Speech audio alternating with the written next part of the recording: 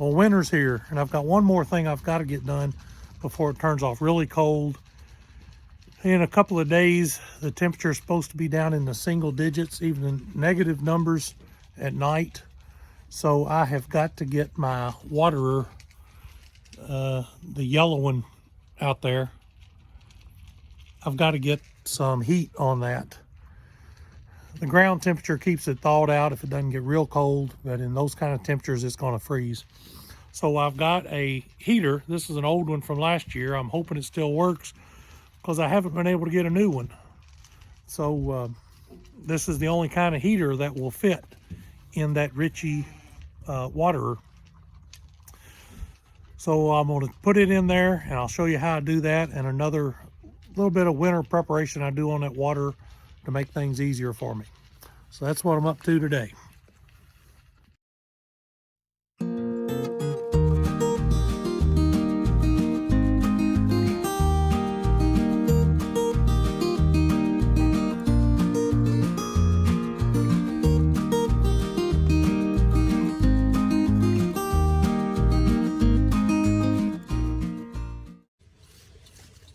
All right, first thing, let's take the top off this thing.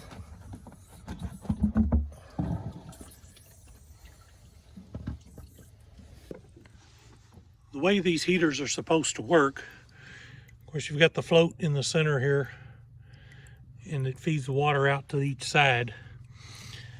There is a trough around here that the red lid sits in, kind of forms a seal, especially with that water down in there. It's pretty nasty looking right now, but that's what seals this up. You've got an opening here for your water line to come in. Now the way I put this together is this heater simply lays down in the water. Turn it so it's the flat side down. Underneath the float. Let me get this better. There, it lays down underneath the float. You need to keep the cord out of the way of the float. Feed the cord back down through this hole, and I've got a receptacle under there to plug it into. And as a precaution, I have a piece of wire here that is connected to the galvanized water pipe down in the ground. And I put this piece of wire, I've skinned this back, a bunch of it back here, so it's bare. I put it down in the water. I can do this one-handed with gloves on. There. That grounds that water just in case there is some voltage leaks out of that heater, which I have had it do before. Put a little bit of charge in the water and then they won't drink. So that's how I ground it. And now to plug it in, I've got the side off here. Underneath, if I can get this fixed up, there is a receptacle under here that I'll plug that into. And a lot of times I will plug in a light for a little bit of heat underneath. These these waterers are designed so you shouldn't really have to put any heat on them. But to be honest, this one is not installed correctly. That hole, that big hole that you see, a big 12-inch diameter hole there, should be about 8 feet deep, at least 6, to get that ground heat to come up and keep this area warm. It should be sealed good underneath. My seal's probably leaking some, letting some of that warmth out of there. And also my hole is only about 4 feet deep. And when I put this in, that's as deep as my post hole digger would dig. So that's what I did. If you get a professional to put it in, or somebody better than me, put in a deeper hole. You may not need to add heat to this, at least not as soon as I do. Let me see if I can get laid down here and plug that cord in, and then I'll show you the next little trick I do to prepare this thing for winter. Now this is on a GFI receptacle. Anytime you're mixing water and electric,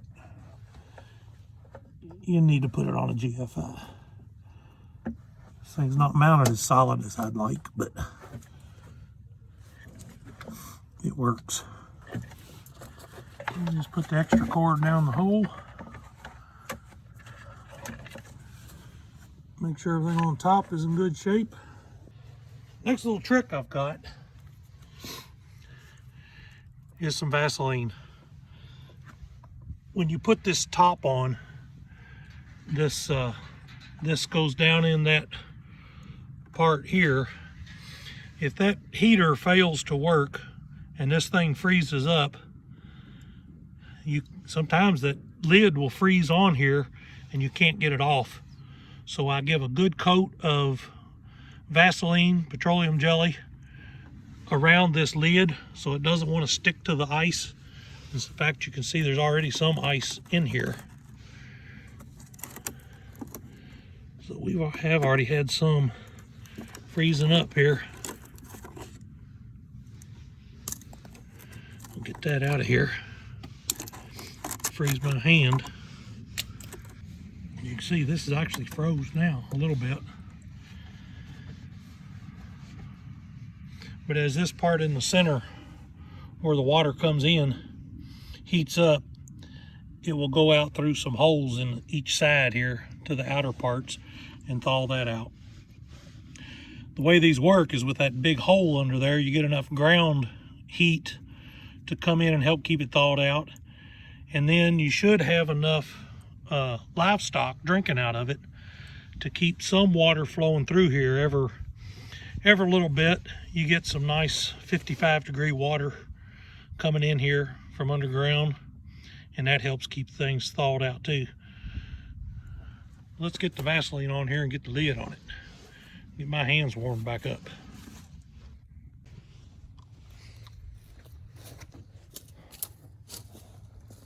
Ooh, hands are cold.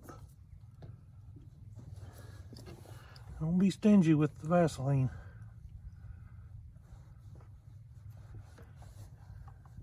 If this thing ever freezes up, you'll be glad you put it on there.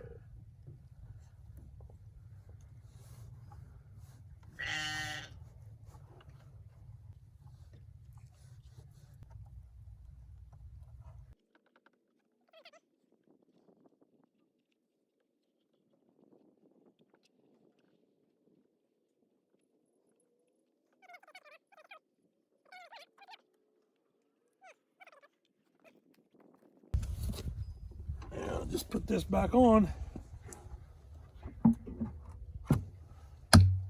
like so.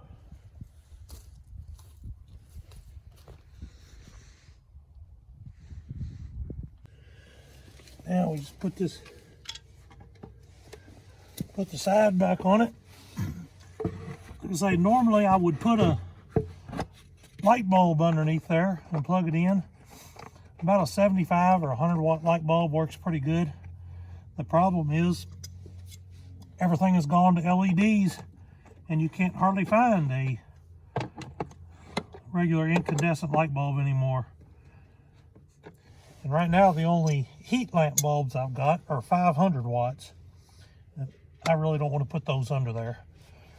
You can get 250 watt heat lamp bulbs, and that's really more than I would like, but that might be what I have to do if this other heater doesn't keep things thawed out.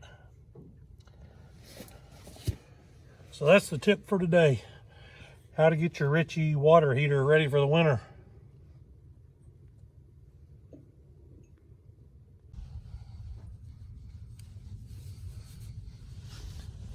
Well, I've decided, since it's going to get so cold the next couple of days, and I'm not 100% sure about my submersible heater, I'm going to go ahead and add a heat lamp to this. It's a little hard to get one down in here. Certainly don't want it to break.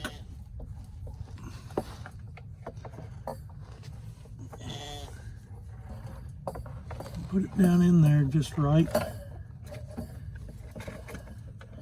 And plug it up. There. Now what I have to be careful of is that light bulb is not, make sure that light bulb is not leaning against something plastic.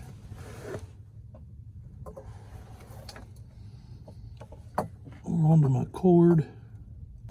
There, see if I can get you a view down in there. Not very well, can I?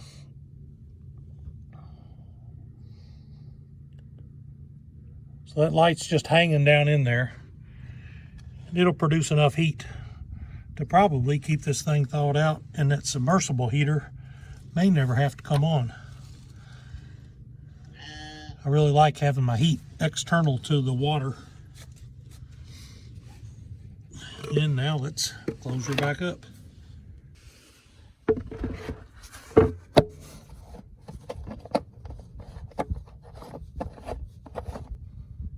I think the submersible heater is probably working. Yeah, the submersible heater I put in there just a few minutes ago is working because this water's already thawed out. In fact, it's not even all that cold. There's a chunk of ice in it. All right, that ought to keep these girls in water.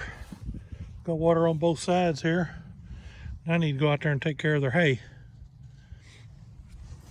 And they ought to be ready for some cold weather for several days. Well, maybe that was a little bit of help, and I hope it was, to help keep your waters from freezing. That's probably one of the biggest hassles through the wintertime with any kind of livestock. So y'all do like I'm going to do. Go in the house and stay warm once you get your animals taken care of. Have a good night.